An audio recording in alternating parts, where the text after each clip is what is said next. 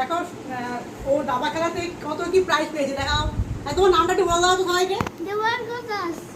হ্যাঁ, তো ও এরপরে স্টেটের হয়ে খেলবে, তারপরে চান্স পেলে আবার পরের লেভেলে। কি কি প্রাইজ পেয়েছিস দেখা? কত প্রাইজ পেয়েছে? কৃষ্ণনগরে একটা পেয়েছো? হ্যাঁ, আর এইটা কবে পেলে? এইটাই বড়টা চাকদায়। আচ্ছা, তারপরের গুলো এটা কোথা থেকে? ভুলে গেছে। এতগুলো কি মনে রাখা যায়? এমএলএ কাপ, এটা এমএলএ কাপ। ওটা লেখা থাকবে তো।